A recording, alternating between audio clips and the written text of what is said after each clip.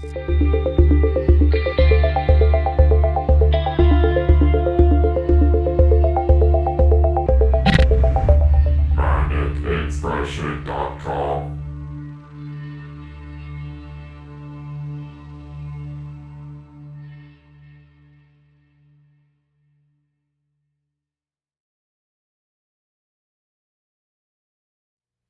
December saw the release of Wonder Woman 1984, a movie that I found wonderfully refreshing. No one else shares this sentiment with me. The reviews were terrible, critical audience response. I think that on IMDb, this is like the lowest rated DCEU movie, which I'm sorry. Whatever you want to say about Wonder Woman 1984, you're now going to say it's better than Batman versus Superman or Justice League or Birds of Prey. Anyway, the thing that I liked about it was the sense of optimism, the sense of kindness, that it was a gentler movie. This was a movie that harkened back to the days where a superhero wasn't defined by how hard they could punch. That just doesn't fly anymore, apparently. It's a antiquated idea, this kinder, gentler world that apparently just isn't in vogue. However, another movie that fell victim to the pandemic, was not able to really be released in theaters, but did have that kinder, gentler feel to it and was well received, was Bill and Ted Face the Music. Now I have here my Bill and Ted collection, my Bill and Ted Most Excellent collection, with the three movies and the cartoon that had Keanu, Alex Winter, and George Carlin in it.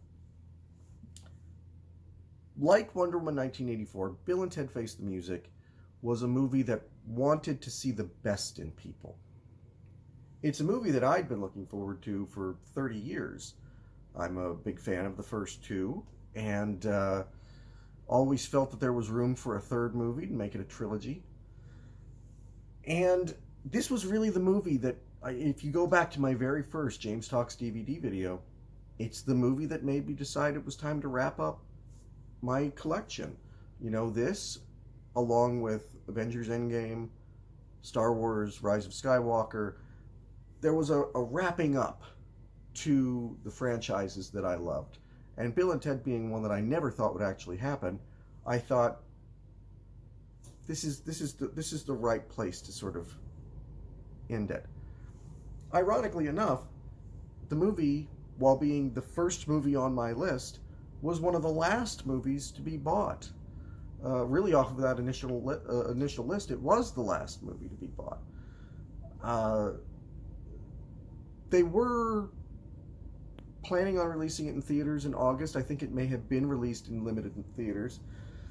But the decision was made, rather than to delay it, to just simply release it on demand. I rented it day one. The first trailer made me worried. The second trailer made me a little bit more optimistic. But I was not prepared for how much I would enjoy this movie. So much so that by the end of the movie, I was fighting back tears.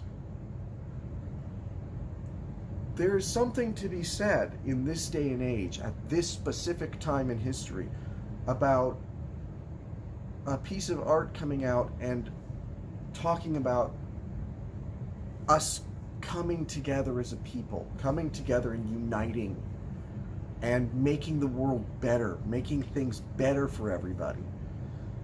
That's something I just wasn't prepared for. I wasn't ready for it emotionally, and it hit me. Bill and Ted Face the Music stars Keanu Reeves and Alex Winter as Bill and Ted. And it's been 30 years since they won the Battle of the Bands.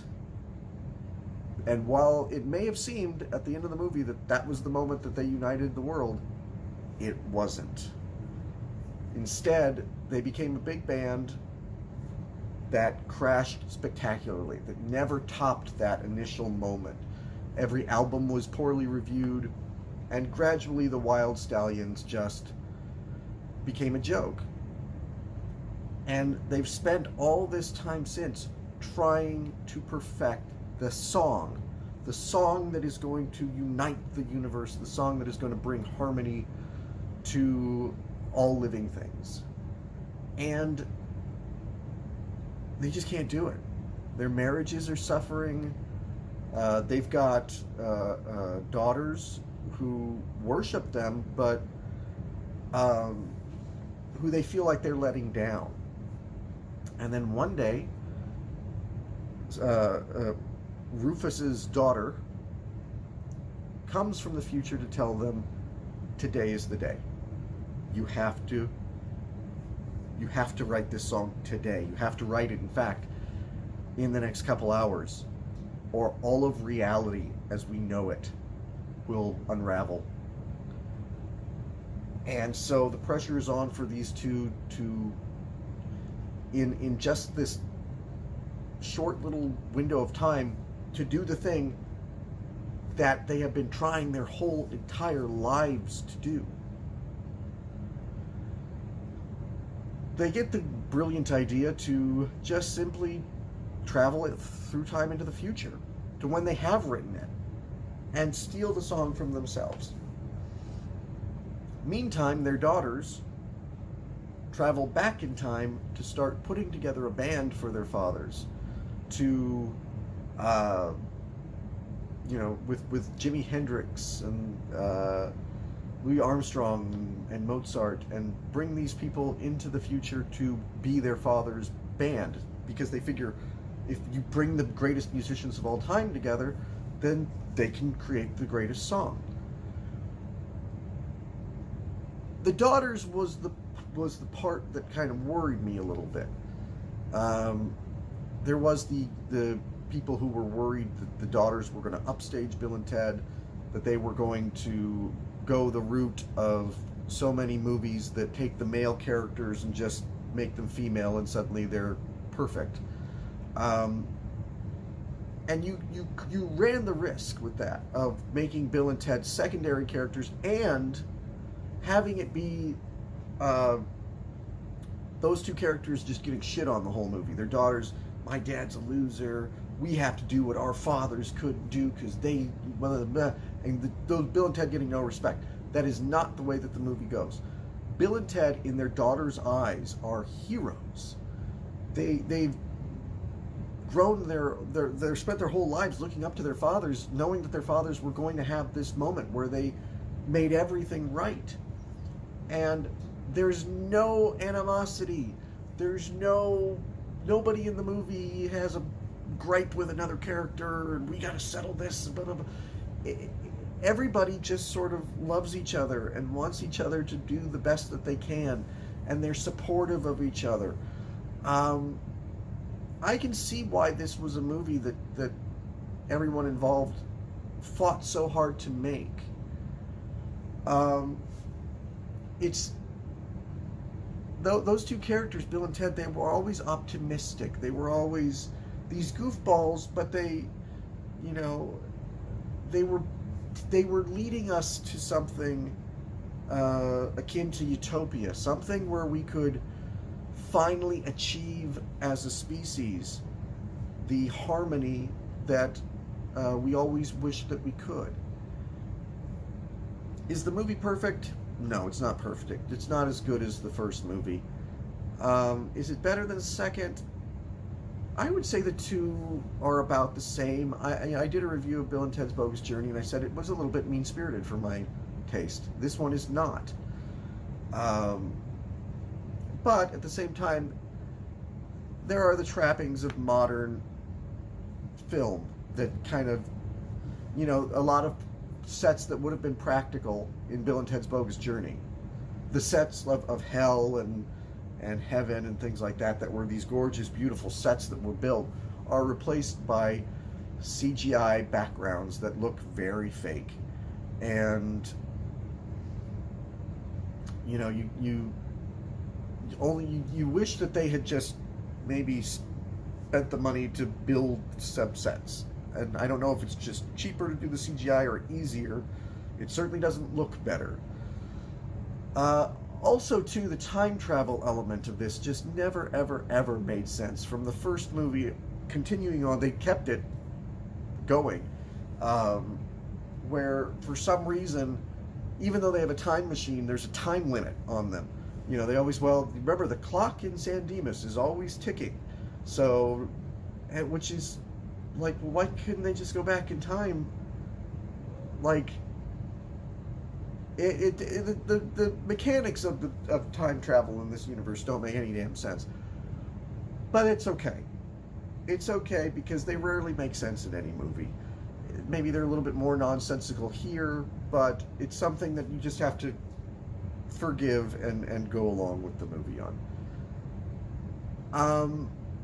Keanu Reeves is also, you could see he's struggling a little bit to get back to that innocence. He spent so many years playing the action hero that just sort of letting himself go and being that easy breezy character doesn't come naturally to him like it used to.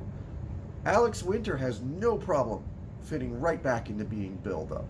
I mean, really, he's the star of this movie. The actresses playing their daughters are perfect. They are spot on. They managed to be their dads, the reincarnation of their dads, but to also be current contemporary young women. This is a movie that just sort of got it right. And it was such a relief to see it because, you know, Avengers Endgame was such a perfect ending for the MCU. And Rise of Skywalker was such a disappointing ending to the Star Wars universe.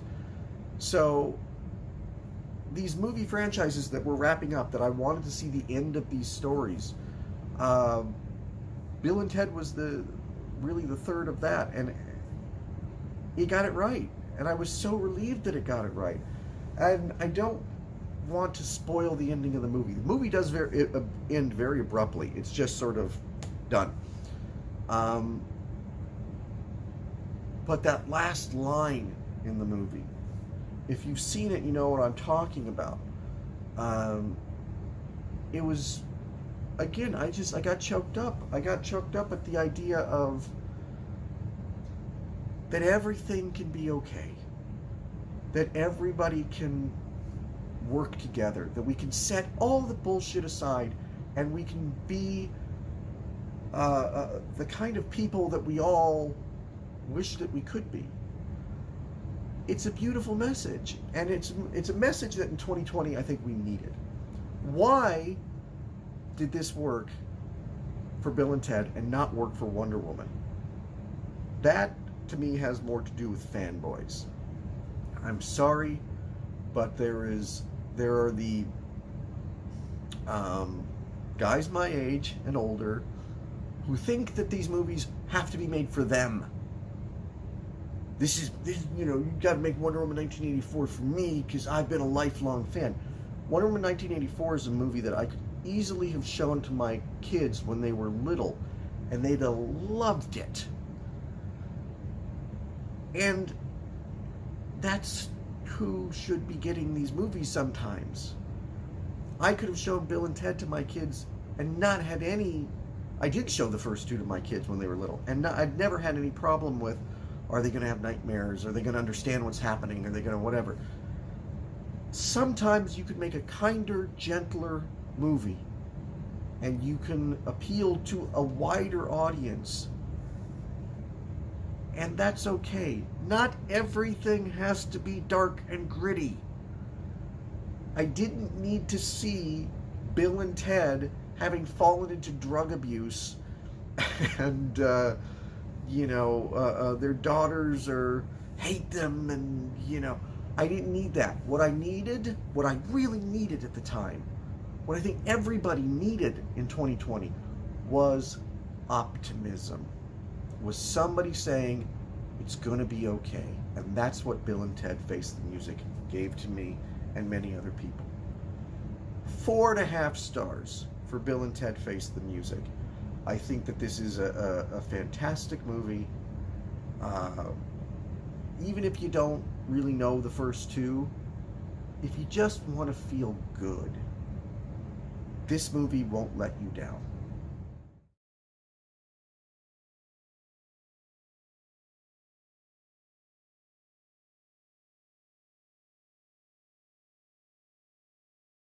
Their worlds.